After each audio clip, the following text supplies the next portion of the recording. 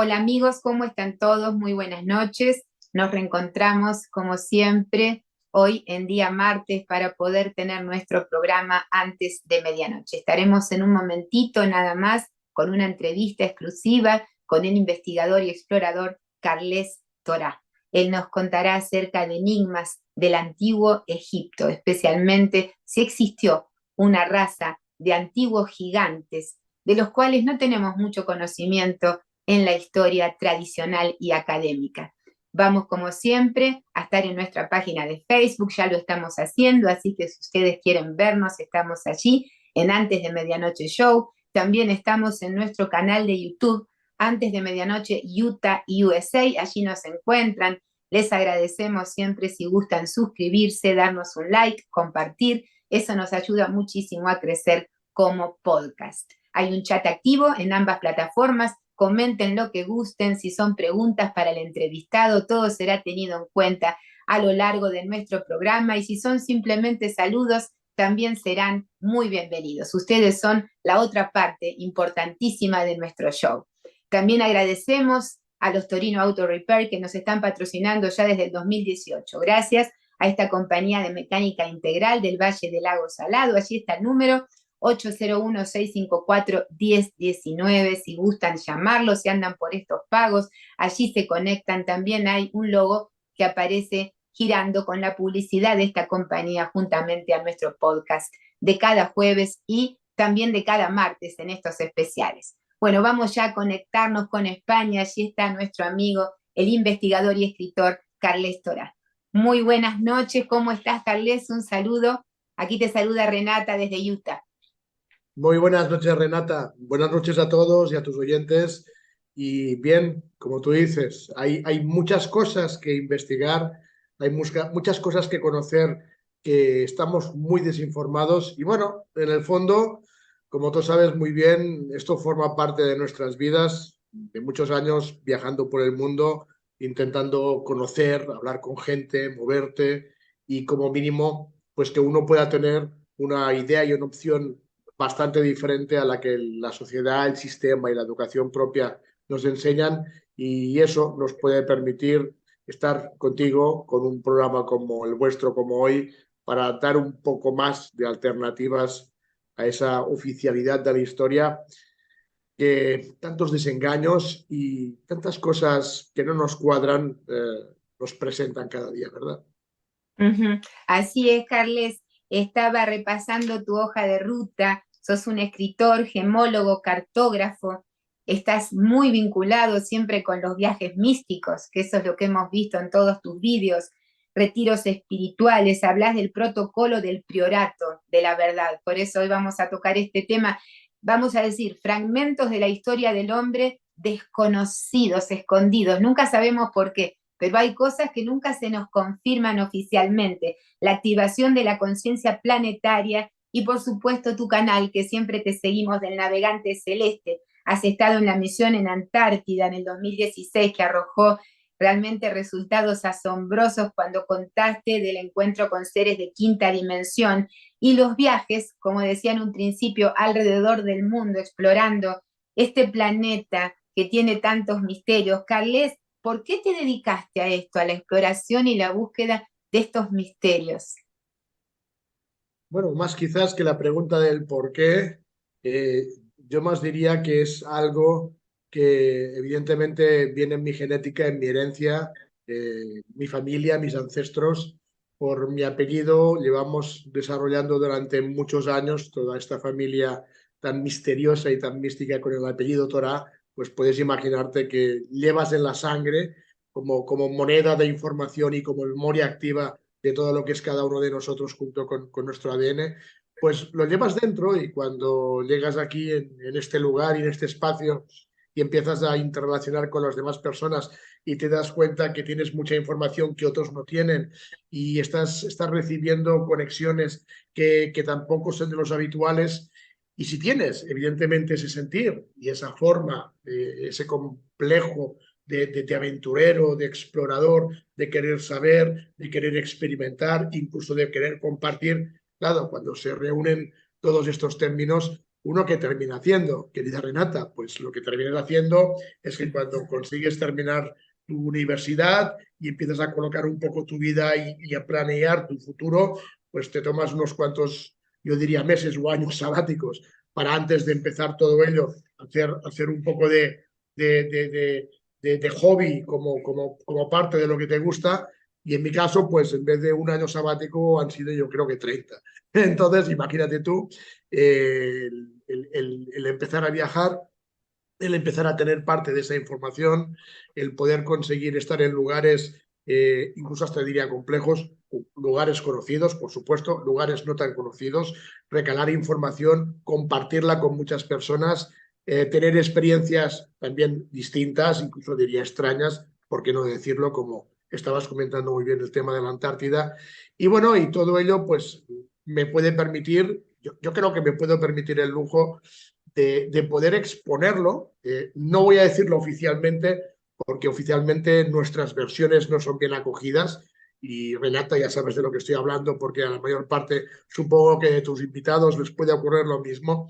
Siempre buscamos esta extraoficialidad en nuestras experiencias y viajes que hacen que la gente pues tenga un punto de vista y pueda abrir un abanico de conocimiento, de información muy diferente a la que está habituado, ¿no? Entonces, pues bueno, pues sí, yo llevo, no voy a decir toda la vida, pero mucho tiempo intentando, ¿cómo te lo diría? Dedicarme a mi hobby, dedicarme a lo que siento, dedicarme a lo que es mi misión, dedicarme a lo que es, tengo claro mi propósito y a partir de aquí disfrutarlo, vivirlo, ser feliz, intentar pensar y preguntarme lo mínimo, incluso a pesar de ello diría mínima búsqueda, sino que simplemente es que cuando te mueves y viajas por el mundo, simplemente es fluir, sentir y experimentar tu vida propia para intentar ser lo más agradable posible, poder conocer a gente de todas partes, que eso es una de las partes,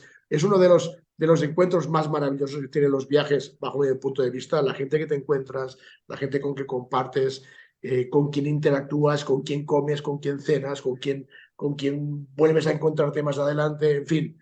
Es un tipo de vida que a pesar de que yo te estoy contando y la gente nos puede escuchar y puede decir, wow, qué vida tan maravillosa, ¿no? Cuidado, cuidado, no todo es oro lo que reluce. O sea, no es tan fácil este tipo de forma de aventura en que uno ha tomado la decisión de tener su vida, porque sí que tiene muchos pros, pero la vida también te da muchos contras. No todo es fácil porque te comentaba lo agradable que es encontrarte con personas. A veces las personas que te encuentras no son tan agradables. Entonces, lo que está claro es que yo más que nada, más que responderte a tu pregunta, es decir, bueno, yo escogí un tipo de vida utilizando mi año sabático después de terminar mi carrera universitaria. Tomé la decisión de seguir aumentando, de entrar a trabajar en diferentes tipos de grupos, de agencias, de formalizar misiones más o menos positivas. Ha habido un poco de todo que me han recreado a llegar a hoy en día, después de muchos años estando por todas partes, teniendo un poco más claro lo que yo siento que es todo, en el lugar donde vivimos, las experiencias que he encontrado dándome soluciones a algunas preguntas que ya no me hago, pero que antes sí me formulaba. Y eso, pues, en el fondo lo que me permite es estar más feliz conmigo mismo, tener claro lo que tengo que hacer para poder estar en este juego, que es como siento que estamos, poder hacer un buen cambio al siguiente juego y bueno, y además, pues disfrutar de todos estos viajes y experiencias, ¿verdad?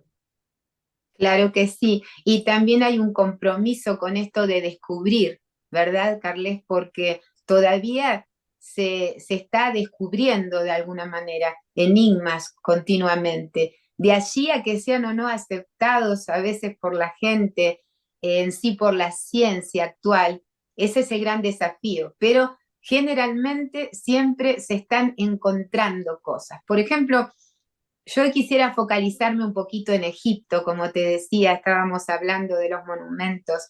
Eh, ¿Qué es para vos el componente del enigma de esta civilización, Carles? Vos que estuviste allí, viajaste en reiteradas oportunidades, observaste estos monumentos. Hay muchas civilizaciones importantes y hay muchos enigmas arqueológicos en el mundo.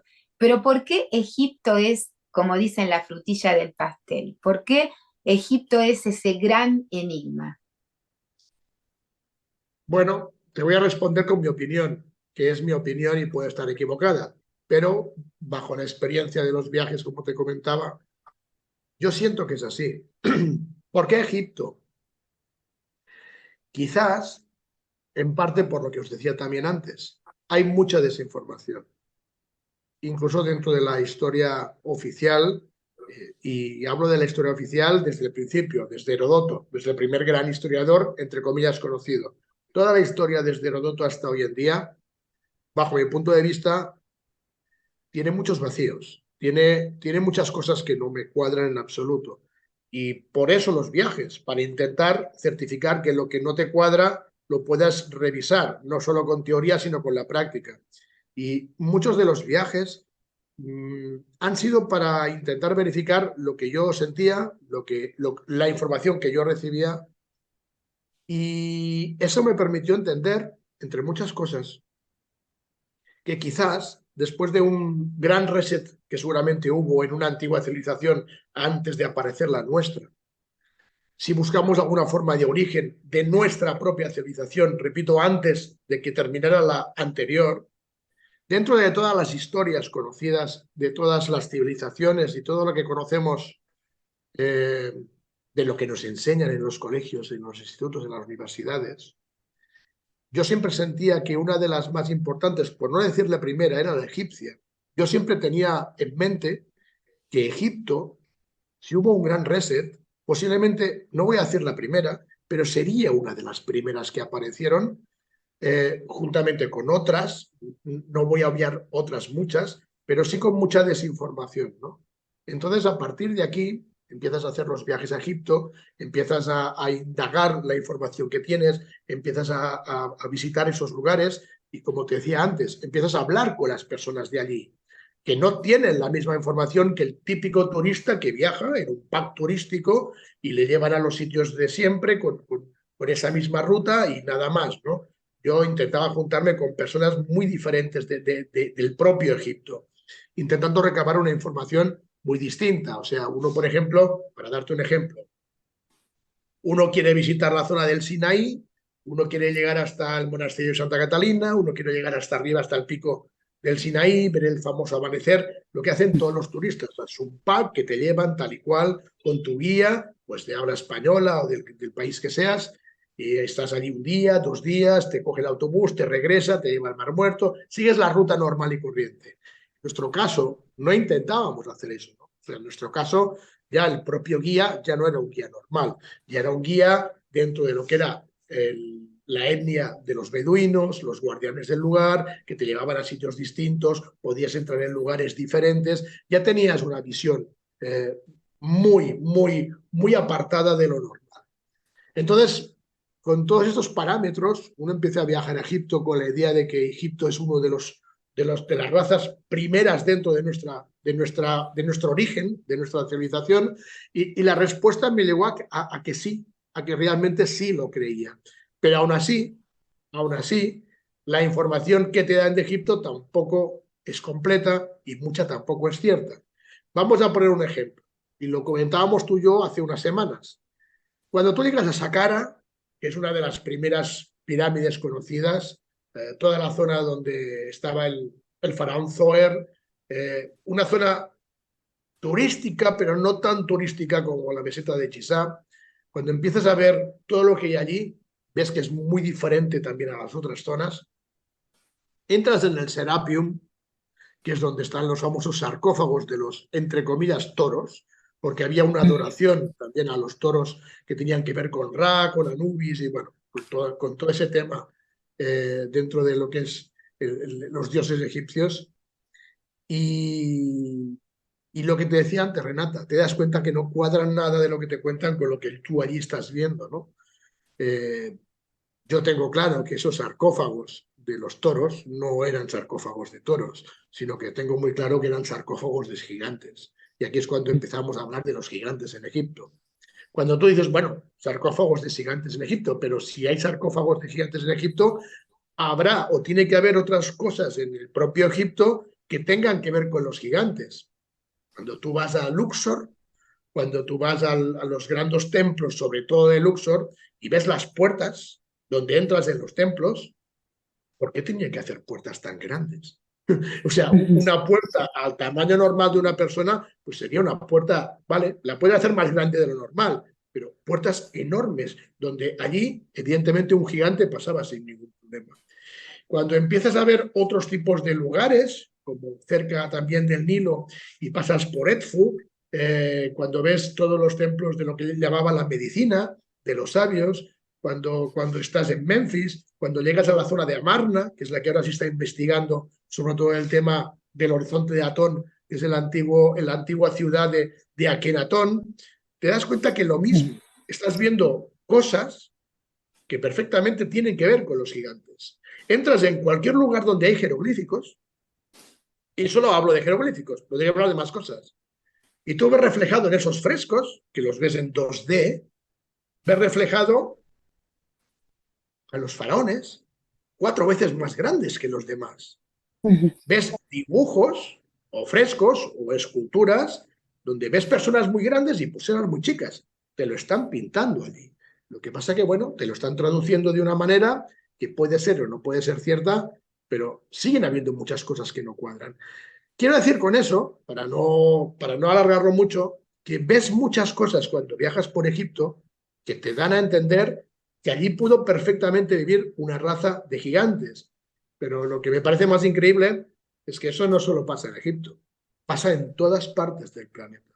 Es como entender, y es lo que yo estoy percibiendo de estos viajes y de muchos que espero que lleguen, de que sí hubo realmente una especie de raza de gigantes en todo el planeta, no en Egipto. Muchos los comparan con los famosos Nephilim. Bueno, pues quién sabe, podría ser que la raza de gigantes fuera realmente una especie de hibridación, como muchos quieren contar, entre los hijos del cielo y las mujeres de la tierra, ¿no? O mejor dicho, seres de otros lugares que llegaron aquí con otras formas y otros tamaños y que se juntaron con los seres vivos de este mundo y hubo una especie de hibridación que salieron seres mucho más gigantes. Cuentan las malas lenguas, o las buenas, no lo sé, que esa fue una de las razones por las que hubo el último gran reset, ¿no? Que el último gran reset estaríamos hablando del famoso Sí. diluvio. Incluso yo podría decirte que de momento, bajo nuestras investigaciones, tampoco me cuadra la cifra donde nos dicen que cuánto tiempo hace de ese diluvio. Yo las cifras que estoy manejando ahora mismo son que el diluvio, ese último gran reset, ese intentar eliminar todo lo malo de aquí, que no acabó de salir como se preveía, ocurrió solo hace 6.000 años, no más. Con lo cual, toda la historia a partir de los hijos de Noé, los famosos preceptos de Noé, que sería una nueva raza, la nuestra, somos los descendientes de los hijos de Noé, solo fue hace 6.000 años, cuando nos dicen que fue hace muchísimo más. Pero bueno, son conjeturas, por supuesto, pero desde el bagaje de nuestras investigaciones, ahora mismo la cifra que tenemos encima de la mesa es que no tenemos nuestra civilización más de 6.000 años. No me malentendáis. No estoy diciendo que el ser humano solo tenga 6.000 años. Digo los que ahora estamos aquí, los que formamos parte de esta última raza. Evidentemente, seguramente hubo otras razas. También se está poniendo el número de que somos la quinta raza y que las cosas ahora no están yendo demasiado finas y que la famosa raza sexta, que les llaman ya Coradis, tienen hasta nombre, la próxima raza está a punto de venir. Por eso también se está hablando de muchas profecías y muchas canalizaciones y muchas personas que están hablando de que, bueno, que parece que los tiempos que nos van y nos están llevando a un transhumanismo tecnológico muy peligroso podrían crear otro reset, como muchas profecías que también estamos investigando y procesando, están marcando y están escribiendo. De hecho, de este tema hablaremos en México el día 27, que sabes que el día 27 estaremos de mayo, estaremos en Ciudad de México, y una de las partes de mi simposium de 2 horas sobre este tema va a ser intentar comprender las profecías desde Juan de Jerusalén hasta Edgar Cayce, varias de ellas las más importantes, hacerlas comprender y colocar para buscar el camino de la salvación. O sea, para entender que esto es un juego, que estamos dentro de una especie de, ¿cómo lo dirías? Siempre hablamos de simuladores, o sea, incluso yo mismo hablo de simuladores. Lo que pasa es que creo que tendremos que cambiar la palabra. ¿Por qué? Porque al menos cuando yo hablo de simuladores, veo que no se sobreentiende bien, Renata, porque cuando hablas de simuladores es como si hablaras de que esto no es real y es como si fuera un holograma, ¿no? Pero cuando hablamos de hologramas, si yo tengo aquí un vaso y esto fuera un holograma, yo no podría tocar el vaso, no sería palpable, pero en cambio yo puedo tocar todo, con lo cual es un tipo de holograma muy diferente, claro, por supuesto. La palabra quizá no sería simulador, sería que estamos viviendo en una especie de terríqueo. O sea, es como si hubieran montado un terráqueo, un terrano, hubieran construido la naturaleza y te hubieran colocado dentro, en una dimensión tercera donde lo material reina. Con lo cual esto sería el simulador, no que no existe. O sea, sí que existe todo lo que tenemos, no como holograma, como energía. Bueno, de hecho la materia también es energía. Pero desde el punto de vista de que estamos viviendo una especie de terráqueo en el que ahí estamos colocados, ahí nos han colocado dentro de una cápsula, de un domo, de una cúpula, y que estamos en un juego muy entretenido y muy interesante para muchos y muy triste y muy peligroso para otros. Lo que sí me llega a entender de que, bueno, aquí hay un organizador de un juego, hay el que inventa el juego, hay el que lo gestiona, están los jugadores, están los capitanes, están los soldados, están los que no se enteran de nada. O sea, muy interesante todo ello. ¿Por qué razones? Evidentemente, eso se nos escapa a nuestra conciencia, pero lo que sí está claro es que dentro de este juego, pues todos los que estamos participando de él, cada uno tendrá que entender primero que estás jugando y después saber jugar. Y dentro de este juego, pues tenemos lo que llamamos informaciones, desinformaciones, y todos queremos buscar, todos queremos saber, todos queremos comprender, todos queremos investigar, todos queremos la verdad. Por supuesto que todos queremos la verdad, pero es muy difícil, Renata. Es muy difícil porque ya el propio sistema, la propia sociedad, siempre bajo mi punto de vista, y puedo equivocarme, pero es mi punto de vista con mi experiencia, eh, te cuenta un 1% de real y un 99% de ilusión que no es real. Yo sigo pensando, y cada vez lo tengo más claro, que nos han colocado muchos años en la historia que no han existido. Por eso te decía que yo creo que no hace más de 5 o 6 mil años que esto empezó. Eh, Hay muchas, incluso se puede comprobar que en la famosa Edad Media hay muchas cosas en la Edad Media que tampoco nos cuadran en la historia, que cuando empiezas a averiguar y a buscar cosas, te das cuenta de que no cuadra ni en pintura. O sea, en fin, lo que está claro es que estos viajes, también un poco volviendo a tu primera pregunta, a mí lo que me permiten, y yo lo tengo muy claro, porque muchos investigadores, exploradores, hacen este trabajo pues por el hobby de viajar. Yo no es tanto por el hobby de viajar. Cuando tienes que hacer tantos viajes en avión, es muy cansado, ¿eh? No os creéis que es tan fácil y difícil viajar, ¿eh? O sea, yo disfruto más, fíjate lo que te voy a decir, disfruto más preparando el viaje que no incluso cuando estoy en el viaje. Creo que a muchas personas les ocurre lo mismo. Entonces, desde mí, más que el propio querer viajar y estar moviendo por todas partes, porque en casa uno está muy bien, no lo olvidemos, lo que más me sirve, al menos para mí, de todo esto, es el de buscar una verdad que a mí me sirva, que al menos en mi paradigma me sirva y sienta y crea que es cierta, y esa verdad me permita ser un mejor jugador aquí en este simulador, poder intentar ser más feliz, poder intentar ser más consciente de cómo tengo que equilibrarme en todos mis cuerpos, ya sean energéticos o físicos, y buscar una calidad de vida que para mí, para mi familia, para mis allegados, para mis amigos, para mis conocidos o para quien quiera y lo sienta y esté de acuerdo, pues como te decía antes, que viajas y lo más bonito del mundo es disfrutar de la gente maravillosa que te encuentras. Pues cuando tienes toda esta información de estos viajes y llegas a casa, yo lo que quiero es que toda esta experiencia me permita una calidad de vida aquí y que además me permita comprender cómo son parte de esas reglas del juego para que cuando tengas que transmutar, cuando tengas que dejar este objeto aquí y lo que tengas dentro se vaya, tengamos un traspaso lo mejor posible. Como estamos rodeados de desinformación, eso no ocurre. Y fíjate el mundo, fíjate las personas como están.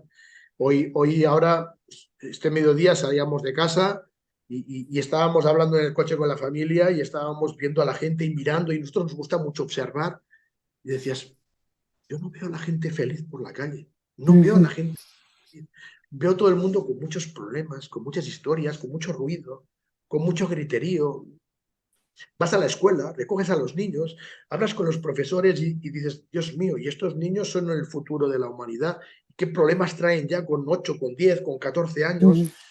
Pues lo mismo pasa pues, cuando eres adulto o peor. Entonces, vamos a una forma, vamos a un estado fenoménico en que todo lo veo muy complicado para que realmente el ser humano intente evolucionar a más si es que lo desean, porque aquí entramos en otra dinámica.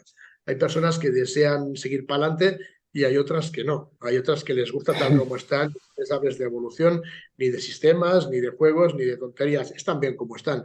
Y yo creo que hay más de estos que no que de los que desean hacer un cambio, ¿no? Entonces aquí, bueno, tienes que activar tu respeto y tu paciencia y tu tolerancia con todo el mundo. Uno tiene que activar sus virtudes. Esas virtudes son las que, moviéndome por el mundo, a mí me enseñan a que luego cuando llego a casa intentar completar una vida lo mejor posible. Ojo, no significa que te diga esto, que yo lo haga. O sea, a mí me cuesta horrores también, porque evidentemente somos muy mentales, nuestro ego siempre está encima nuestro, llegas aquí y te encuentras con los problemas cotidianos de todo, lo que os decía, Ujú. ¿no? Aunque tú estés bien, pues igual el niño en el colegio tiene un problema, o tu mujer en su trabajo, o tu padre en lo que sea, ¿no? Entonces tienes que lidiar con un sistema. ¿Por qué? Porque seguimos dentro del sistema. Y muchos quieren salir de él. Creéis que es fácil salir del sistema. No lo es, pero mientras lo estemos, es muy complicado. Entonces, a mí, no lo voy a decir como vía de escape, pero estos viajes me permiten, por un lado, entender, averiguar, investigar y explorar lo que a mí me gusta y lo que yo siento que no me cuadra, y a la vez recrearme en todo ello para que me sirva para que mi vida sea mejor. Y a lo mejor ahora me preguntarás, bueno, y saber de los gigantes, ¿qué te puede repercutir en tu vida cotidiana? ¿No? Claro, Hombre, claro. pues no, chicos,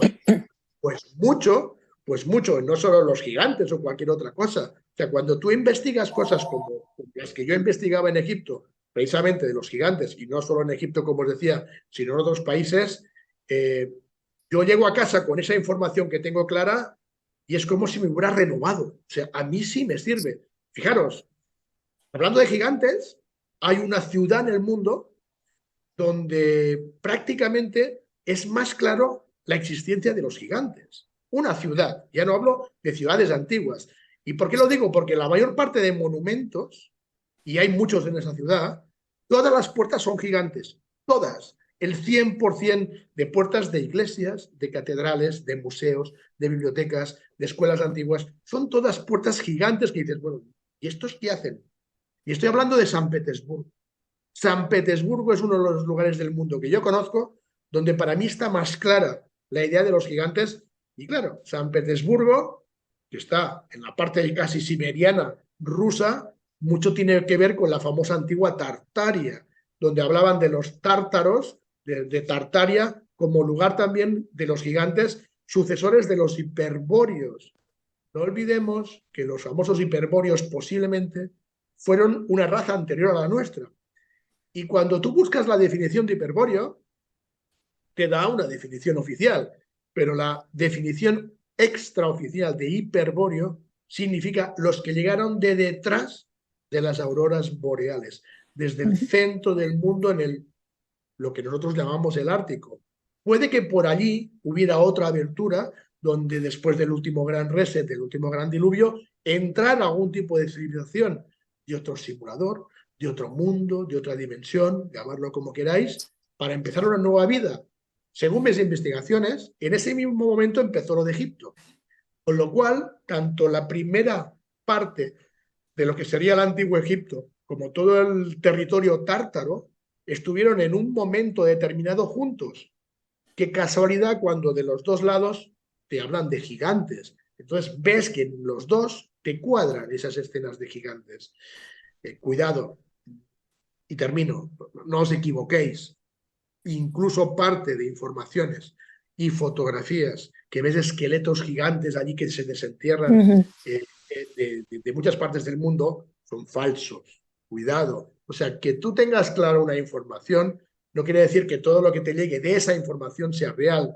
Hay mucho fake también en todo eso. Cuidado con todo lo que hay en Internet, porque realmente Internet, una de las razones con las cuales se decidió de abrirlo al público en general, porque sabéis que Internet era un programa militarizado con una subweb, Ujú. que es realmente donde aún todavía hoy existe la deep web, que es la real, la original, toda la que es la subweb, que es la nuestra, se abrió al público para que tuviéramos un lío de información de todas partes y estuviéramos todavía más absortos y más distraídos con tanta información. Aquí hemos de ser listos y sabiendo que nos llegan bombardeos de cosas correctas y no correctas, pues tenemos que ser hábiles e intentar pillar lo que puede ser interesante. El problema, Renata, es que te das cuenta que todo el mundo pilla de todo, ¿no? Y uno un día te habla que esto es rojo y mañana te dice que es verde. Y dices, oye, pero Claro. ¿cómo que ayer era rojo y hoy verde? Pues porque ayer le llegó la información que era verde y hoy le llega que es roja. Entonces hay que ir con mucho cuidado con la información de Internet. Pero sí, los viajes a mí me sirven por las dos cosas, para viajar, para aventurarte, para explorar, pero luego saber utilizar toda esa información que tú has vivido en práctica, no en teoría, para que realmente yo la pueda sintetizar en mí, con mi gente, para los que le resuenen, eh, intentar ser un jugador dentro de una especie de juego que cuando aprendes que estás en él, cuando sabes que también te toca tirar y sabes un poco ya las reglas del juego, te das cuenta que cuando lo utilizas te sirve, que cuando no lo hacías, muchas veces pensabas, filosóficamente hablando, en mi vida, ¿qué hago yo aquí? ¿Para qué sirvo? ¿A qué he venido? ¿A dónde voy? Las típicas filosofadas cuando uno no sabe nada, ¿no? A pesar de que yo solo sé que no sé nada, también sirve para aprender de la propia ignorancia y cuanto más ignorante, más sabio eres, porque sabes que más tienes que conocer que no conoces. Entonces, a partir de aquí, a mí me sirve para todo ello, pero sobre todo para esta segunda, sobre todo para que con todas esas experiencias y viajes, a pesar de que hablemos de gigantes y en mi vida normal el gigante no me repercuta, pero en el fondo sí, porque es todo como un puzzle, es como un rompecabezas que vas uniendo piececitas una al lado de otra y cuanto más tienes la figura terminada del rompecabezas, pues más a gusto y más feliz estás, ¿no? Entonces, esa es un poco mi vida, Renata. Carles, he estado escuchando con mucha atención, hay muchos puntos acá que tenemos que unir, ¿verdad? Para poder comprender un poco más todas estas cosas que nos relatás, todos estos misterios, como decís, son parte de un gran rompecabezas que se va uniendo. Cuando hablabas acerca de la datación, que vos mencionabas recién, que bueno, no estás tan de acuerdo con esas dataciones tan antiguas que a veces se mencionan de miles de años. Hace poco estuvo con nosotros la doctora Ruth Rodríguez Sotomayor y ella nos comentaba también desde España acerca de algunas restricciones que ponían en la antigüedad, en el 1500, 1400, cuando los primeros descubridores se acercaron, estuvieron en América, y que, bueno, había restricciones, están escritas en libros, todas esas pautas que uno puede consultar, ¿verdad? Como evidencias reales de la historia, donde se prohibía la datación que excedía los 2000 y 3000 años. Eso lo contó ella en el programa. Entonces ella supone que, por ejemplo, Tiwanaku, algunos monumentos en América, estarían datados, para ella habla de unos 30.000 años, habla de mucho más de lo que usualmente se habla en cuanto al destino de las civilizaciones y del hombre. Por otro lado, también estuvo con nosotros Thierry Yamin en otra oportunidad, el explorador del Paititi, y él también nos decía que para él la zona de Tiwanaku es enigmática porque hay unas estalactitas dentro de las cavernas donde ellos luego construyen estas galerías que tienen una arquitectura muy propia de una construcción inteligente, no tienen nada que ver con la naturaleza. Y él nos decía que para él son muy antiguas, por lo menos más de 30.000 años. Tienen que tener más porque las formas naturales que acompañan esa construcción es un entorno de elementos muy antiguos de la naturaleza. Entonces, a mí me surge esa pregunta, que por eso ¿Por qué determinás, en qué te basás, Carles, para decir que no sería tanto el margen de antigüedad? Porque luego quiero entrar directamente en estos seres que, como decía, están en el pasado del hombre y están muy conectados con nosotros y nuestra manera de evolucionar, porque no es lo mismo que nos digan que somos descendientes de unos simios que fueron tratando de erguirse y caminar en dos patas, en dos piernas, y fueron desarrollando al principio la piedra, luego quizás metales, y fueron avanzando en su manera de vivir, que vos me digas que nuestros ancestros son seres que tuvieron vinculación con determinadas constelaciones, como por ejemplo Orión o Sirio, y vinieron a la Tierra con todo ese conocimiento extraordinario de una tecnología desconocida, y nosotros venimos a ser de alguna manera sus hijos o sus descendientes, ¿no es cierto? Ahí ya cambiaría muchísimo nuestro concepto del diario vivir. Por eso te pregunto, ¿en qué te has basado? ¿Se han datado algunos de los cráneos que se han encontrado de estos seres gigantes? ¿Hay una datación certera? A ver, claro que hay. Y por eso te voy a responder de otra forma, que corrobora lo que me estás contando con lo que yo estoy explicando. El tema es que estas construcciones, sí es cierto, estamos hablando de Tiwanaco, de Teotihuacán, estamos hablando de toda la zona de Quintana Roo, toda la zona de Yucatán, diría que más abajo Tikal, toda la zona de Guatemala, del lago Atitlán, incluso llegar hasta Copán en Honduras. Toda esa zona, todo lo que es Centroamérica, desde el Istmo de Panamá hasta lo que es frontera en Estados Unidos, todo lo que hay en esa parte, todo lo que hay en esa parte, seguramente sí son dataciones, como están diciendo, mucho más antiguas. Pero la diferencia es que estamos hablando de dos razas distintas. O sea, cuando yo digo 6.000 años, es el último reset para volver a empezar de nuevo. Vamos a ver, si creemos en la historia de Noé, vamos a creer en la historia de Noé. Y tenemos que Noé es una familia que se salva. Con lo cual, los descendientes de Noé son iguales que Noé, pero Noé formaba parte de esa antigua civilización que sucumbió. O sea que estamos hablando que de una raza a otra, ¿por qué no? Porque no podría ser que fuéramos los mismos. Simplemente se hizo un corte y dijeron, ok, a partir de aquí todos fuera, cogemos a 4 y empezamos de nuevo. Es un reset, es un volver a empezar. Quiero decir con esto que mi comprensión por la experiencia de los viajes, lo que me hace entender más de que seamos descendientes de una última raza diferente, no, sigue siendo la misma raza, solo que se cortó, hubo una limpieza y se empezó de cero con los que se tuviera que empezar. Eso significa que toda esa información, todos esos vestigios que aparecen, que pueden tener 20, 30, 40 o 100.000 años, sí, los datas y te cuadran a esas fechas, pero eran de la anterior raza, a pesar de que sea la misma que la nuestra. No sé si me explico. Aunque fuéramos los mismos, pero se paró y hace 6.000 años empezamos de nuevo. Hace 6.000 años. Sí, puede haber otra hipótesis, y es de que no fuera la misma raza, que realmente se hiciera un reset, que es, terminamos con todos. Venga, este experimento no ha funcionado bien, chicos. Tenemos que volver a empezar. Venga, vamos a crear de nuevo una siguiente raza desde cero. ¿No? Pues han podido venir de otro mundo, de otro simulador, de otros lugares, como tú comentabas, para volver a engendrar unas semillas y vuelta a empezar. Bien, puede ser. Yo creo más la primera, pero podría ser también la segunda. Lo que está claro es que por eso no cuadran las fechas. ¿Por qué? Porque nos están datando las fechas equivocadas, porque ya le están diciendo que la Unión Universal no fue hace 6.000 años, fue hace mucho más.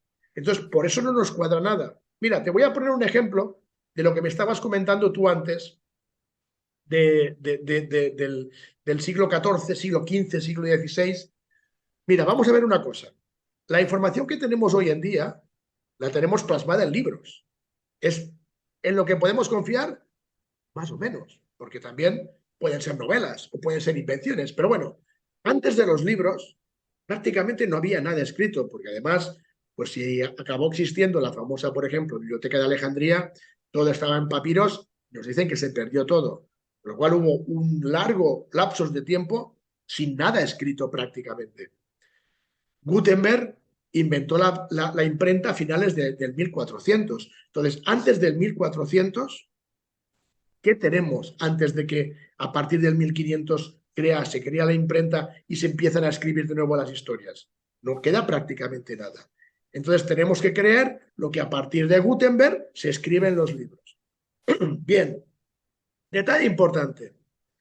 Vamos a hablar de las pinturas. Las pinturas de los cuadros, de los grandes pintores de todas las épocas. Velázquez, Murillo, Rembrandt, Van Gogh, el Greco. Bien, los que sean. Cuando tú miras las pinturas, todas tienen, ¿verdad?, una firma abajo, ¿verdad? Todos firman los pintores abajo y ponen su nombre. Bueno, antiguamente, antes del 1500, los pintores no firmaban así. Y eso no me lo estoy inventando. Podéis buscar información en internet que la hay. Buscar lo que la hay. Antiguamente se firmaba con el nombre y abajo ponían el año. Se ponía el nombre y el año. Es muy curioso, y buscarlo porque os encantará esta información, que antes del 1400 todos firmaban de la misma forma, me refiero al año. Por ejemplo, pues no sé, eh, Pedro Cortés firma y abajo pone 1304, como si hubiera pintado el año Pedro Cortés en el 1304. Pero cuando te fijas bien en la firma, ves un 1, un punto y 304. Dices, bueno, pues han puesto 1304 con el punto en el 1000. Pero cuando lo miras más fijamente y más de cerca, te das cuenta que el 1 no es un 1, es una Y. Y.304. ¿Qué es lo que significa esto, Renata? 304, 304 después de Yeshua, de Jesús. No 1304, sino 304. Cuando investigas en este tema de las pinturas de los cuadros y vas investigando, te das cuenta que ya muchos lo están diciendo, hasta ahora no lo decían, pero ya se empieza a decir, que nos han colado 1000 años de la historia que no existieron, como si hubieran inventado más de la mitad de la Edad Media. Si nos han colado 1000 años, significaría que, por ejemplo, Jesús, si existió, no nació hace 2000 años, hace menos. Todos los años se empiezan a cortar. Por eso, cuando hablamos del diluvio universal, que te lo pintan, que pasó hace 10, 15 o 20.000 años, ¿no?, también se hace más pequeño. Y llegas a la cifra de 6000. 6000. Cuando tú vas a Egipto, y regresamos a Egipto, y empiezas a ver las primeras dinastías, que de hecho las primeras dinastías no salieron de Egipto, salieron de lo que hoy en día es norte de Sudán.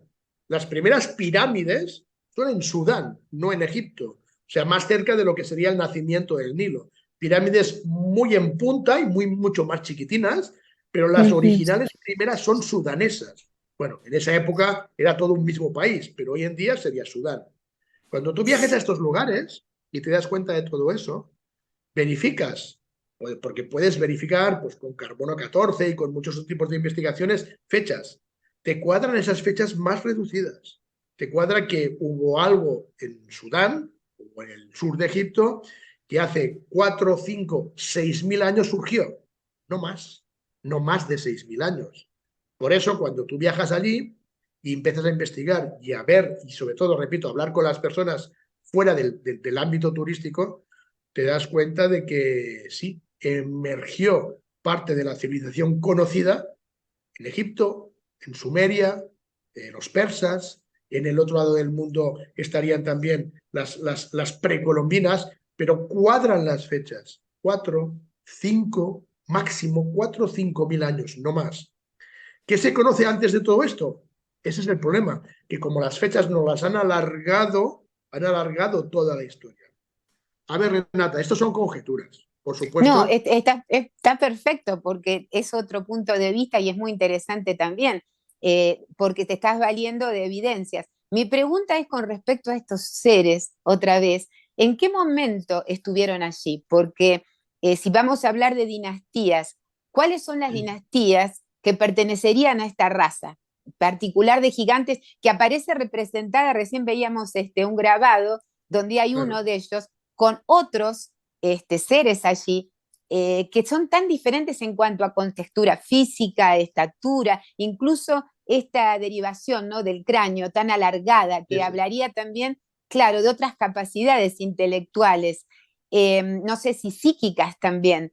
Eso me Seguro. gustaría mucho que nos cuentes. ¿En qué momento se establecen allí? ¿Qué monumentos serían o fueron hechos por ellos?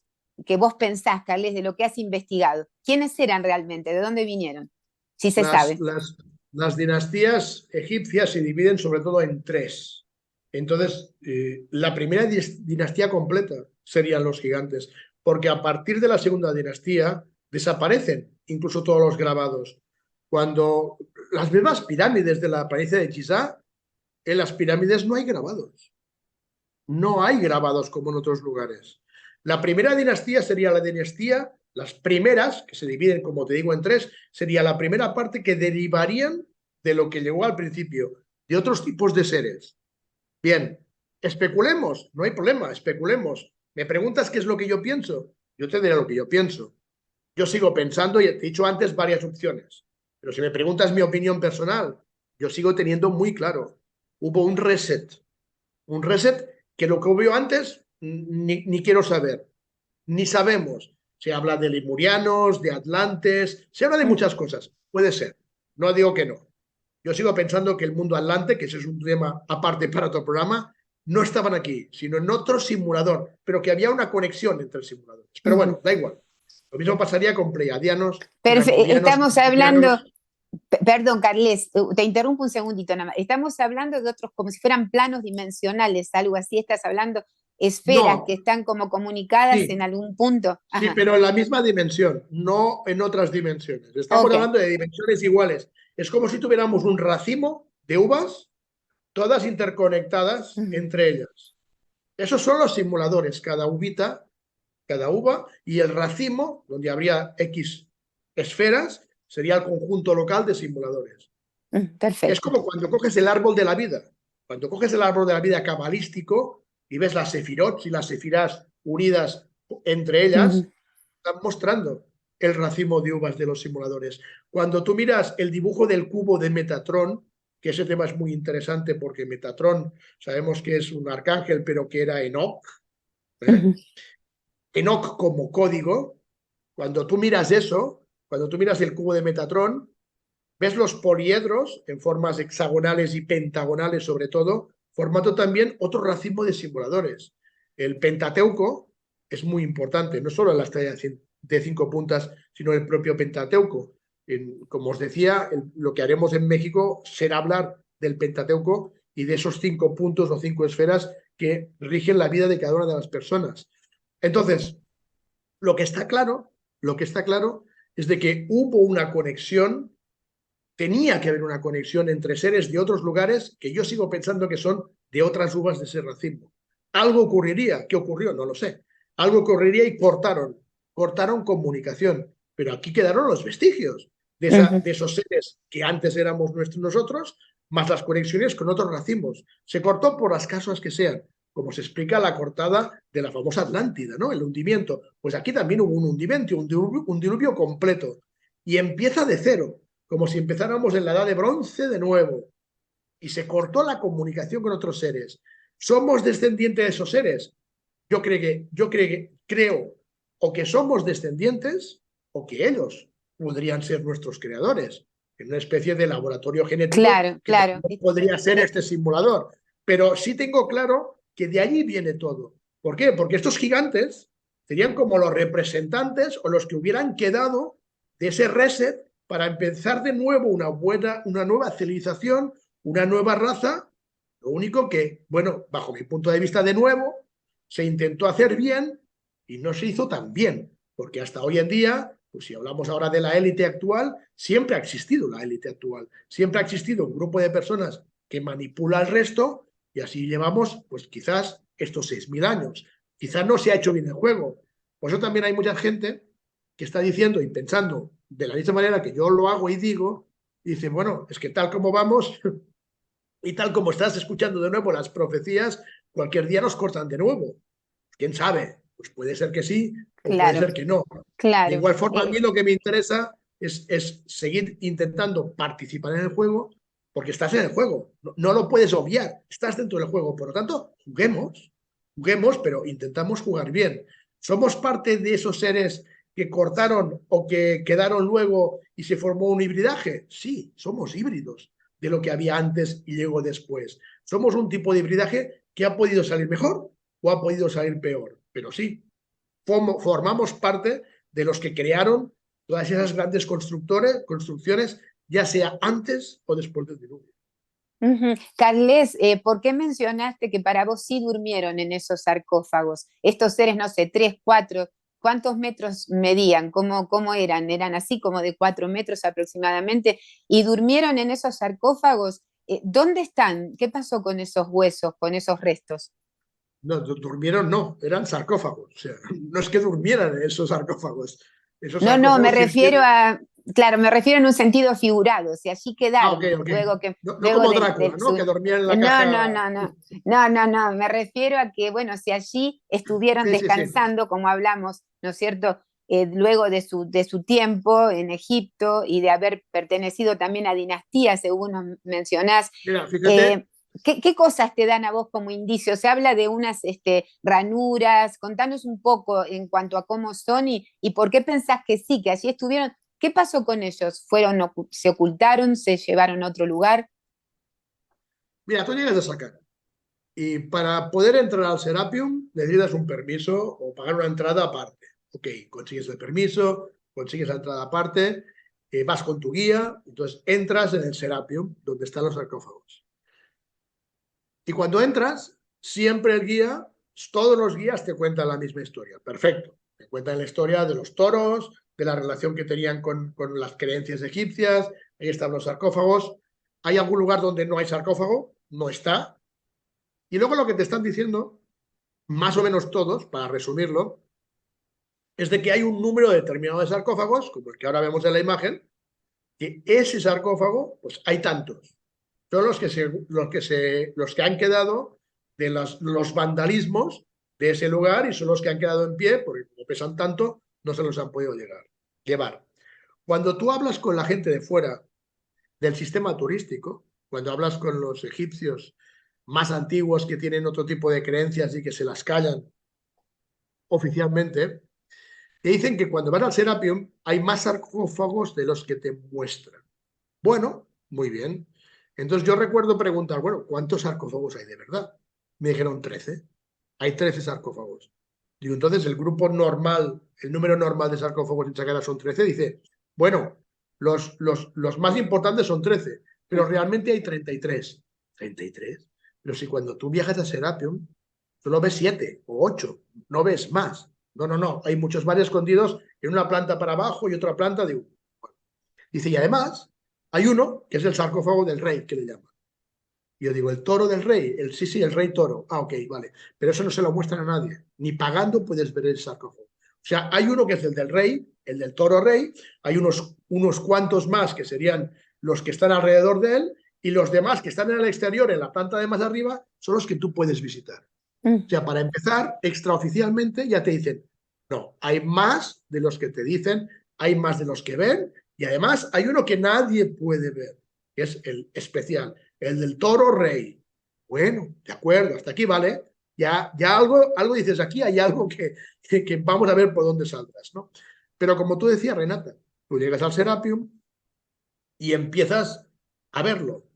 Cuando intentas tocar mucho el sarcófago, nunca te dejan. Siempre hay gente vigilando de que mires lo mínimo posible y evidentemente no toques toda esa piedra. Son de granito, o sea, son unos granitos enormes.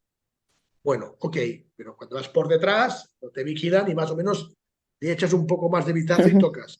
Y es cierto, todo está lleno de ranuritas pequeñas, ranuras, como pequeños dispositivos secretos, sobre todo en la parte de abajo, que es la que cuando tú pasas por detrás que no te ven, pues haces un poco con la linterna y lo miras. O sea, en esos sarcófagos tienen unos sistemas y unos dispositivos que yo los tocaba y decía, bueno, ¿cómo van a hacer esto para un toro? Para enterrar a un toro aquí, bajo tierra, con todo lo que es el proceso de estos granitos. ¿Cómo han metido estos granitos aquí dentro en una cueva? cuando es imposible tocarlos. O sea, no te cuadra por nada que, aunque adoraran a los toros, hicieran todo aquello con unas cajas, con una tecnología que yo la veía y no comprendía nada. O sea, estamos hablando de una tecnología anterior al reset, mucho más importante que la nuestra, y que evidentemente eso de toros, nada. Ahí tenía que haber mucho más. Que te dicen que hay más sarcófagos y que no los puedes ver, y que además está el sarcófago rey. ¿Sarcófago rey? ¿Qué quiere decir el sarcófago rey? Eso me demuestra, pues eso me demuestra que evidentemente, eso nos demuestra que evidentemente hay mucho más de lo que nos cuentan. Cuando luego ya más regresas a tu país, empiezas a hacer los informes, empiezas a ver fotos, a ver los vídeos, lo que has grabado, empiezas a hablar con otros compañeros investigadores, te das cuenta que todos llegamos a una conclusión muy parecida. Y si además el sumum de los sumos, yo hago unas cuantas llamadas a mi antigua agencia con la cual yo trabajaba y les pregunto, siempre que les pregunto por Sagara, digamos, en el chat, digámoslo así, me ponen la cara del monito con la boca tapada, diciendo no puedo decirte nada. Cuando yo intento tirar un poco, lo único que he conseguido de esas agencias que forman parte de la élite, aunque no sirva de mucho, pero a mí sí me sirve, lo único que yo he podido tirar de la lengua para sacarles es decirme, sí, evidentemente eran gigantes. No me preguntes más.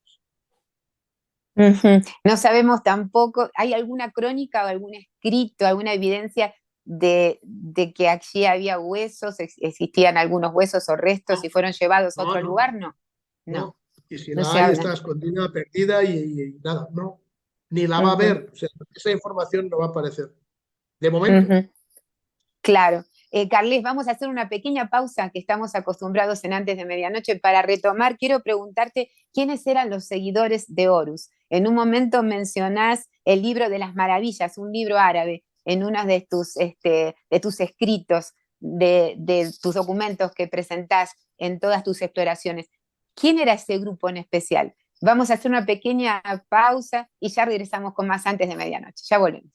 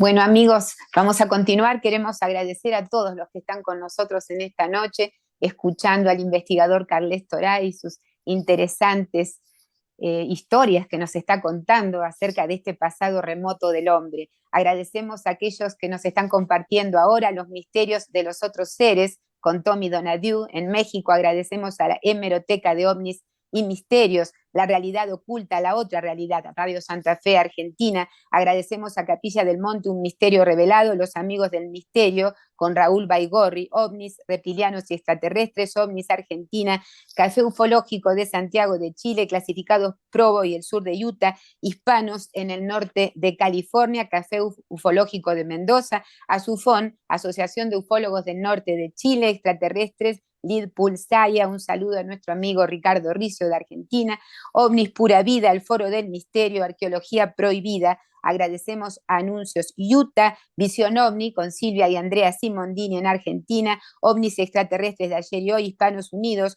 Ufólogos Uritorco, la Cena Ufológica, Proyecto Medic Ghost, Podcast Paranormales, el grupo del señor Jaime Maussan en México. Agradecemos a OVNIs en Venezuela, Red Ufológica de Venezuela, Argentinos en Utah, Ufología de México y el resto del mundo, Argentinos en Madrid, la página oficial, OVNIs sobre Argentina, UFO OVNIs en México. Bueno, son muchos los que nos comparten, GIFAE Chile, Café UFO Pilar, Humanos de Otros Mundos, Human Etheric. Muchas gracias a todos ellos. Seguiremos nombrándolos a través de otros programas, son muchos. Bueno, vamos a seguir, Carles, porque yo leí acerca de estos seguidores de Horus, que también eran unos seres especiales. Se habla de la construcción de la Gran Pirámide. ¿Fueron ellos? ¿Estamos hablando de estos seres? A ver, es interesante este tema, Renata, porque precisamente quizás cuando hablamos de los seguidores de Horus, podríamos hablar de ese eslabón perdido o ese eslabón que no nos encaja entre lo que hablábamos de un antes y un después de este reset.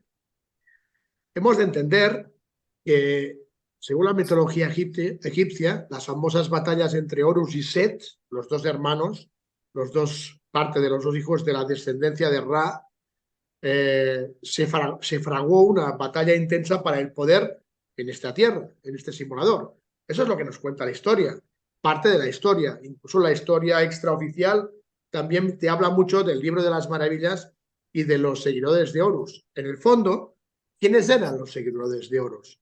Los seguidores de Horus fueron los ganadores de esa batalla con Set, en las que se constituyeron los primeros reyes de Egipto antes de la primera dinastía faraónica. O sea, estamos hablando de un tiempo anterior a la primera dinastía faraónica. Eso, si lo juntamos a lo que hemos hablado antes y lo que hemos visto sobre el terreno, nos daría el eslabón perdido.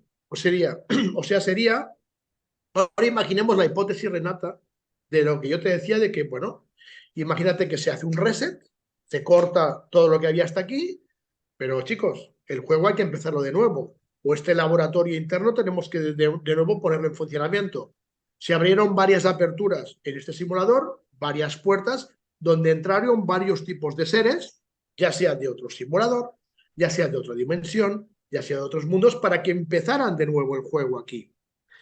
Una de esas puertas, una de esas esferas, de esas aberturas, son las que yo te comento del norte de Sudán, lo que es el sur más cercano a lo que es el lago Nasser, donde hoy en día podemos estar hablando de Abu Simbel, más cercano a la zona sudanesa, llegando a la parte donde están las primeras mini pirámides, para decirlo de una manera, que eran esas son las de Nubia, esas son las pirámides de Nubia. Las de Nubia, claro, los nubios, o sea, lo que es la raza nubia, que hoy en día está en el sur de Egipto, es originaria de Sudán. Luego, como te digo, modernamente el mapa de Egipto ha cambiado muchas veces y hoy Nubia tiene una parte en el sur de Egipto, pero realmente es de toda la zona sudanesa hasta incluso llegar a lo que es Tanzania, Kenia, Eritrea y Etiopía. O sea, es muy interesante porque abarca mucho lugar. Se dice y se cuenta, de nuevo desde las buenas o malas lenguas, no lo sé, que cuando hubo ese traspaso, cuando hubo ese inicio del nuevo juego, los seres que llegaron hasta aquí formaron una especie de sistema en el cual hubo esas incluso guerras entre herencias para tener el control de nuevo del juego que se iniciaba, y se creó de nuevo una especie de monarquía, se crearon unos reyes de los que ganaron hasta que fueron el traspase a lo que sería la primera entrega de la primera dinastía faraónica. Por supuesto que esos seguidores de Horus serían gigantes. Esos son los gigantes, los que venían de otros lugares, como los tártaros que venían del norte, o como los patagónicos que venían más del sur, o como en tantos lugares donde se habla mucho del gigantismo de lugares, incluso de restos, que más o menos lo demuestran, aunque luego desaparecen, ¿no? Pero bueno, se llega a explicar un poco a la opinión pública. Y esos gigantes de Egipto serían precisamente esos seguidores de Horus, esos que vienen de otro lugar, que luego, por las razones que sean y por el hibridaje que seguramente se realizaría, acabarían creando las primeras dinastías egipcias, hasta que a partir de la segunda dinastía ya los faraones prácticamente habían perdido toda conexión con su origen o sus ancestros y eran seres igual que nosotros y ya formaban parte de lo que es la hoy conocida seres humanos. Pero Renata, muy interesante la pregunta porque hablando de gigantes, para mí esos fueron los primeros gigantes, los seguidores de Horus y todo lo que está relacionado con esos antiguos dioses egipcios. Claro, se habla de algunas evidencias que se han encontrado de un profesor llamado Timerman en el año 1881 que habló acerca de tumbas, hileras de tumbas de gigantes que luego desaparecieron, 60 gigantes, restos de gigantes de 2, 3 metros de altura y con unas tablillas, dice aquí, que estaban acompañando a estos restos. Se hablan de un dedo gigante de 35 centímetros de largo, que tendría que haber sido parte de un cuerpo, de una estructura de 4 metros de altura. Bueno, hay algunas cosas. Vos también mencionás acerca de Dendera y acerca de algunas ciudades como Memphis, que para vos fueron construidas por estos gigantes. ¿Es Sí, sí, así, sí. Carles? Ajá. Son los restos de toda esta información. Por supuesto, conocemos la historia de Timerman y de las 60 tumbas Uh -huh. desaparecidas hoy en día, totalmente desaparecidas, y por supuesto a él le defenestraron de todas maneras. He escuchado sobre las tablillas e incluso tuve una conversación, no en Egipto, sino por videollamada, estando yo ya en Europa, con una persona entendida en el tema, y él me decía que tenía pruebas, aunque también luego le desaparecieron, pero bueno, es interesante, de que parte de esas tablillas que se habían encontrado en esas tumbas eran muy parecidas o incluso tenían que ver con las famosas tablillas sumerias. O sea, que tenían una relación incluso con las propias tablillas sumerias y, ¿por qué no? ¿Por qué no aventurarnos en una fantasía de nuevo al estilo Anunnaki? Quien te dice que los famosos Anunnaki sumerios no eran también un tipo de gigantes que desembarcaron desde otra puerta o desde esa misma puerta en la que entraron al sur de Egipto, llegarán hasta la parte mesopotámica y crearán lo que luego más tarde sería Sumeria. Porque en el caso de Sumeria estamos hablando de un parcial de unos años muy parecidos a esa guerra entre Horus y Set, a esos reyes antes de las primeras dinastías. Estamos justamente, etimológicamente hablando y de fechas, creando una similitud entre lo que era Sumeria y esa parte del antiguo Egipto antes de que empezara la primera dinastía. O sea que estamos hablando de lo mismo en todos los sitios. La parte mesopotámica sabemos que es una parte muy importante, incluso hasta hoy en día se está hablando de que la mayor parte de guerras que están ocurriendo en Irán, en Irak, en Siria y todo esto es porque la élite y los militares conocen perfectamente los portales tan importantes que hay en esa zona. Ellos lo llaman portales dimensionales, pero quién sabe si hay un portal que te lleva a otro juego, a otro simulador. No me extrañaría nada. Nosotros no podemos llegar a esos lugares, pero sí es interesante.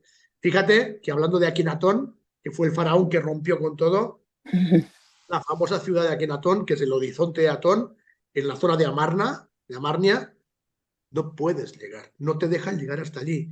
Incluso hablando también con otro amigo en Egipto, en el Cairo, me decían, no, no, es que ahora he empezado a investigar hasta un punto, que creo que me dijeron un 3 o un 4%, y han dicho, ya no se investiga más. ¿Qué es lo que habrán encontrado después de investigar un 3% que han dicho, no, no tocar más? Lo que tienen que haber encontrado allí como información, porque claro, estamos hablando de la ciudad, entre comillas, del faraón rebelde, ¿no? Y eso da para otro tema, porque yo sigo investigando y de hecho estoy preparando un programa.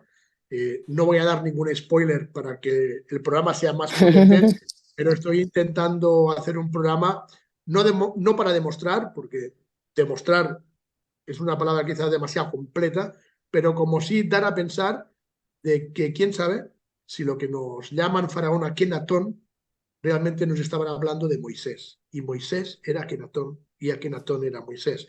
Y otras muchas cosas que están relacionadas entre el mundo egipcio, el mundo hebreo, el mundo judío.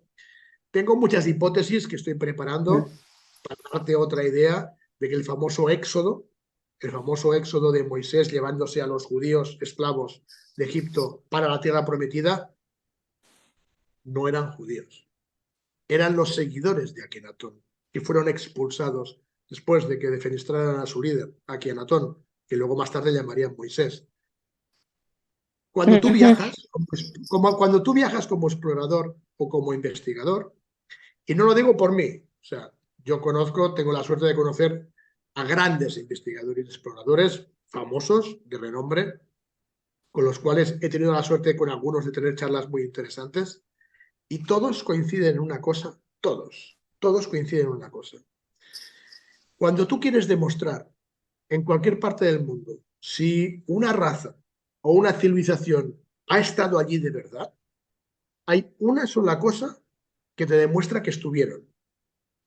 Si esa cosa no está, es que es falso, no estuvieron allí.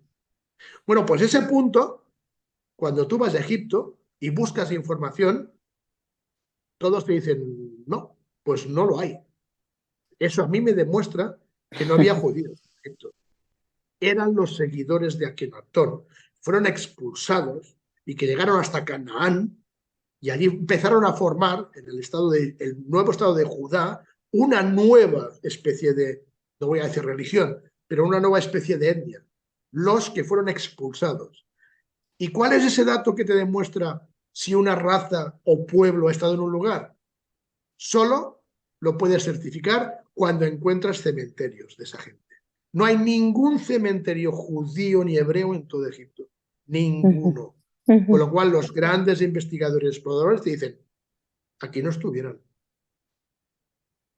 Quién sabe, Carles ahora estaba pensando, quizás eran conocidos con otro nombre.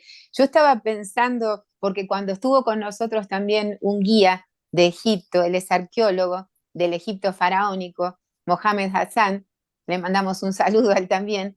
Él, nada de comentar de estas cosas que hablamos con vos, ¿no? De dimensiones o de seres, no, él no sacaba ninguna de esas conjeturas, hablaba estrictamente de lo académico, a lo que él se dedica en el Museo del Cairo. Pero en una oportunidad, fuera de cámara, él me dijo que muchos pensaban que Nefertiti entraba perfectamente con el prototipo de Sara, la mujer de Abraham. Me dijo, es tan parecida a la historia también. Ella era una extranjera venida del norte. Me dijo, ella era blanca, porque hablábamos un poco de quién era esta reina y las diferencias raciales y demás. Y él me dijo, ella era una extranjera que tenía muchísimo poder y una gran belleza, pero también habían venido del norte. Entonces, hablando de la dinastía 18, que es tan extraña también, Akenatón, lo que mencionabas, ¿no? Y también la daga que se encuentra de Tutankamón y la historia del sacrificio a su hijo de Abraham. O sea, todo parece tan conectado dentro de la religión que quisiera preguntarte, ¿quién era Enoch? Antes de que nos vayamos, porque el programa ya casi llega a su fin. ¿Quién era Enoch? Porque lo mencionaste, es un profeta muy importante. Se habla de que, bueno, hay escritos que son libros judíos antiguos que hablan algo más de lo que la Biblia dice. La Biblia parece bastante incompleta al respecto, lo menciona nada más, pero hablan incluso de un diálogo que él tuvo con unos gigantes cuando tuvo que interceder ante Dios por ellos. ¿Qué pensás que pasó ahí en ese momento, Carles, de acuerdo a tus conocimientos? Eh, bueno, quizás la respuesta que yo tenga no va a gustar a la gente. No Eh, podemos dejar a todos felices, Carles, así que contanos cómo vos pensás y sentís. Enoch era un código, no existió. Enoch es un código. De hecho, las palabras Enoch, que son 5, porque es con H final, cada palabra tiene un significado muy importante y tiene que ver con los portales de entrada a este mundo. De hecho, el código Enoch, repito, bajo mi punto de vista y respeto todas las opiniones, bajo mi punto de vista es el código de entrada al simulador con el cual se entró después del gran reset del diluvio. Para darte un dato curioso, en el Pentateuco, en el Antiguo Testamento o en la Torá judía, te citan, es un ejemplo, para podemos dar mucho, pero un ejemplo curioso. Me diréis casualidad, me parece bien. Te, te dicen los años que vivieron todos estos personajes famosos antiguos. Pues este vivió 500 años, Matusalén 900 tantos, el otro vivió 300, el otro 150, el otro 800. O sea, antiguamente te decían en las antiguas escrituras de que se vivían muchos años. ¿Sabéis cuántos años dicen que vivió Enoch? Será casualidad. 365, como los 365 días del año. Ujú. Te están dando pequeños datos de que es un código. El código Enoch, como los días del año natural, es un código de entrada y de salida a este simulador. De hecho, cuando visitas el monasterio de Santa Catalina, llegas a Santa Catalina y, como te decía antes al principio, todo el mundo hace la ruta hasta arriba, hasta el Sinaí, que ojo, tampoco es el auténtico Sinaí. Bajo mi punto de vista, el auténtico Sinaí es el de Arabia Saudita. Otros dicen que también puede ser el que está en Israel, en el Jordán. Yo creo que es el de Arabia Saudita. Pero bueno, da igual, no pasa nada. Tú haces la ruta con los beduinos, sales de Santa Catalina y haces la ruta pues, a pie, en camello, en caballo, como sea. Y llegas hasta arriba, ves el sol nacer y vuelves a bajar.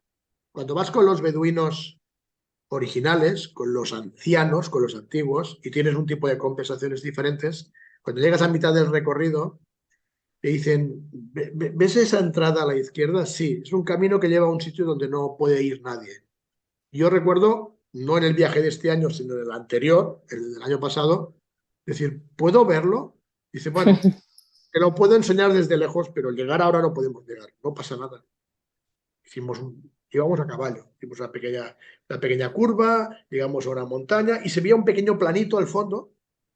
El que ha estado en el Sinaí, en la cordillera del Sinaí, sabe que todo es piedra y arena. O sea, todo es piedra y arena, marrón, marrón, marrón, marrón, pero una energía increíble. Eso sí, la energía es brutal. Pero todo es marrón, marrón, marrón, marrón, marrón, diferentes tipos de marrones. Y al fondo se veía como una especie de mota verde. Y dices, caramba, ¿y eso qué es? Dice, no, solo quiero que lo veas un segundo y nos vamos. ¿Lo has visto? Sí, sí lo he visto. Pum, y nos fuimos. Bajamos abajo, llegamos al campamento y digo, perdona, ¿qué es lo que me enseñaste arriba? Dice, bueno, ya sabes cómo es el Sinaí. Sí. ¿Viste que era una mota verde? Sí, que era el verde. Dice, pasto. Hay un poco de flores, un poco de pasto, unas hierbas, árboles. Dice, no, no, no, todo es plano, pero es verde. O sea, naturaleza que sale de ese lugar en un espacio en metros cuadrados muy chiquitito. No me dijo cuánto, pero me dijo muy pequeño. Oye, ¿eso qué es? Está plantado a propósito. ¿Quieren hacer un campo de golf allí? ¿O qué van a hacer? Y me dice, ese lugar está así desde hace 6.000 años. Cuando él me dijo 6.000 años, yo aún no tenía esa información del reset de 6.000. Cuando yo luego cojo esa información, me cuadra con lo que el beduino me decía. Qué interesante. ¿Qué es lo que el beduino dijo que ocurrió allí hace 6.000 años? Dice, ese lugar es justo el lugar donde Enoch ascendió a los cielos y ha quedado allí desde hace 6.000 años. ¿Ok? El lugar donde Enoch ascendió a los cielos. Si tomamos a Enoch como un código, no como como un personaje real, me parece interesante y me cuadra más. Porque de la misma manera que Enoch tiene un código de entrada, tiene un código de salida. Cuando tú lees los 3 libros de Enoch, que la gente solo conoce uno, son 3. Para mí el más importante es el segundo, que es el que se le llama el libro eslavo. Cuando tú lees las historias de los 7 cielos, Enoch con 2 querubines lo cogen justo en ese momento de la partida para llevarle a los 7 cielos y te da la explicación de lo que hay en cada cielo. Esos 7 cielos son los 7 domos que están por encima del nuestro. Y ese lugar donde él partió tiene unos códigos de salida de nuestro simulador al simulador de más arriba y al de más arriba y al de más arriba hasta el 7.º cielo. Esta es mi impresión desde la investigación. O sea que hay un lugar allí donde te muestra el código, donde te cuentan que no ascendió a los cielos. No, lo que hay es una puerta. Es una puerta de entrada física seguramente o energética, no lo sé, a poder llegar a un simulador superior al tuyo. Por lo tanto, mi pregunta, no, yo sigo pensando que no, que es un código de cómo se entró a este simulador y un código cómo se salió. Y de hecho, si estudias los 3 libros bien estudiados, que evidentemente todo es metafórico y generalmente la gente lo lee y no entiende nada, sí, que si los vientos, que si los 7 cielos, que si no sé qué, cuando tú lo estudias desde otra perspectiva, lo que te está contando Enoch es la forma del planeta, cómo se construyó, quién la construyó, cómo se entra y cómo se sale. Lo que pasa es que, claro, hay que leerlo entre líneas, pero como todo lo antiguo está codificado. Pero para mí Enoch es un código de entrada y un código de salida. Ojo, lo mismo que Noé. Yo sigo pensando que Noé tampoco fue un personaje real. También fue un código en el reset. En el reset hubo un código, lo que llaman los 7 prefacios de los hijos de Noé. O sea, 7 normativas, 7 virtudes para volver a empezar una nueva raza y seguir esas normas para intentar que el juego, para intentar que el ser creado llegue a la evolución correcta. Yo creo que no se han seguido porque en vez de utilizar virtudes, hoy en día lo que utilizamos son los pequeños defectos que la caja de Pandora abrió como 7 pecados capitales, etcétera, ¿no? O sea, utilizamos más las cosas negativas que las positivas. Entonces, para mí todo eso, Enoch, Noé, hay gente que dice que incluso Moisés, pues quién sabe, igual también. Muchos nombres y personajes antiguos escritos de formas en historias y mitos y metafóricamente hablando en libros muy antiguos, para mí la mayor parte son códigos que te pueden hacer entender muchas cosas para comprender que estás en este juego y saber estar en él, saber participar y quién sabe, quizás evolucionar para salir también de él. Ya lo creo. Carles, muchísimas gracias por todo lo que has compartido. Hoy hemos llegado al final de la entrevista y con el deseo de tener una segunda parte con vos, porque hay cosas que no pude hoy preguntar y tampoco nos has podido contar, como cuando hablamos de observar planos o como vos lo llamás, diferentes esferas o una matrix paralela y cosas que vos observaste en la Antártida, que realmente pudiste vivir lo que eso puede significar cuando lo hablamos con palabras. ¿Cómo hace la gente para poder conectarse con vos, seguirte? Hay muchos eventos que se aproximan de mayo que nos contabas y también tu canal. ¿Cómo hacen todos para estar atentos a Carles Torá? Bueno, todo lo que estamos ahora trabajando desde nuestro grupo, que es el protocolo del Pirata de la Verdad, todo ha pasado en un solo nombre, que es Humanamas. Humanamas, a ver, tendría que describírtelo porque hay 2 M's en medio. Y toda la gente pone una H al principio de humano, pero no va con H. Es una U, una doble M, una A, una N, una A, una N, una A, una S y una H. Humanamas. Ya te lo voy a escribir para que lo pongas si quieres. Entonces, el canal que utilizamos de YouTube es Humanamas. El canal, todo lo que estamos utilizando en redes sociales, Instagram, Twitter, es Humanamash y hay un correo que es humanamash@gmail.com donde quien quiera preguntar, pues siempre es bienvenido. Y es cierto, desde todos estos canales, sobre todo desde el correo humanamash@gmail.com, estamos dando información o dando otro correo aparte de donde poder inscribirse a este encuentro del 27 de mayo próximo de este año, dentro de 2 meses y poco, en Ciudad de México, donde estaremos con Piero Azzori, de La Verdad que se Desvela, estaremos con Arlequín, que también vendrá con nosotros, y también estará Robert Martínez, que aunque virtualmente se conectará para hablar de algo que creo que es muy importante y que de hecho parte de ello hemos hablado también un poco hoy, que es cómo salir de la Matrix, cómo comprender el juego, cómo entender este simulador y, como siempre me gusta a mí decir, lo importante es buscar y encontrar soluciones, intentar con el público, interactuar con ellos allí en Ciudad de México en directo para ver de qué manera no solo escuchar y encantarte escuchar a alguien que te gusta lo que te diga, sino que como mínimo, y creo que ya es momento el de buscar soluciones,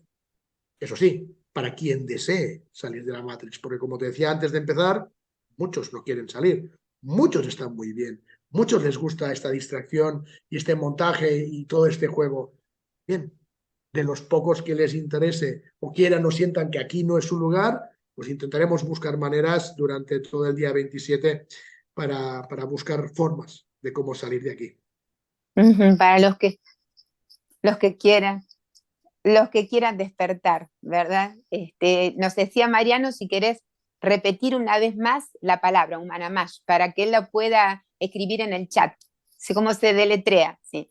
Vale, espera, voy a escribirla yo primero para que no me deje ninguna letra. Perfecto, sí, porque si la agregamos en el chat, entonces también todos los que nos están escuchando hoy pueden acercarse.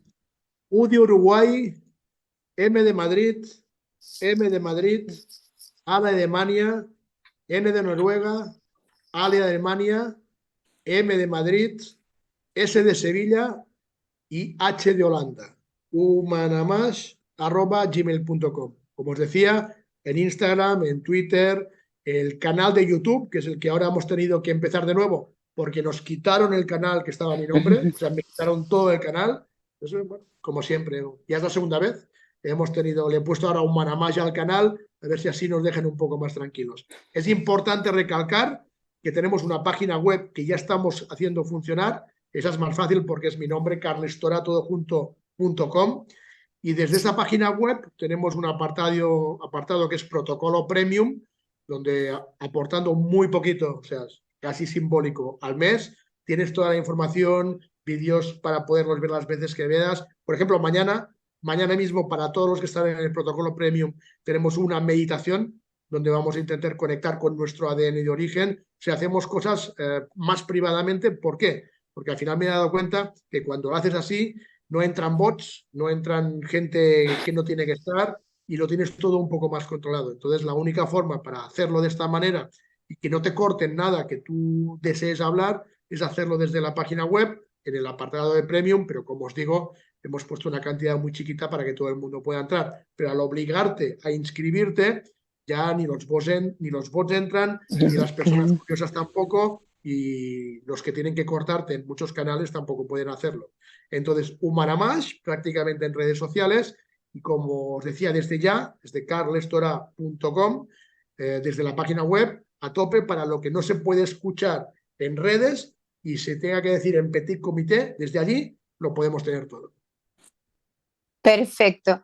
Ahí lo agregó Mariano, para que todos puedan seguirte. Mariano, gracias, está perfecto. Muchísimas gracias. Ahí está. Bueno, Carles, muchísimas gracias por todo, por esta entrevista tan hermosa, por tu tiempo, y en cuanto puedas desligarte un poquito, sabemos que estás siempre muy ocupado, pero de estos eventos que se aproximan en México y demás, tenés una segunda invitación con nosotros, porque puedo decirle al público que hay temas súper interesantes que hoy no pudimos abordar, lamentablemente por el tiempo. Pero bueno, nos despedimos. Gracias, Carles, por todo, un saludo. Y nos despedimos también del público. Será como en unos días, el próximo jueves, cuando nos reencontremos en Antes de Medianoche. Será hasta entonces. Antes de Medianoche.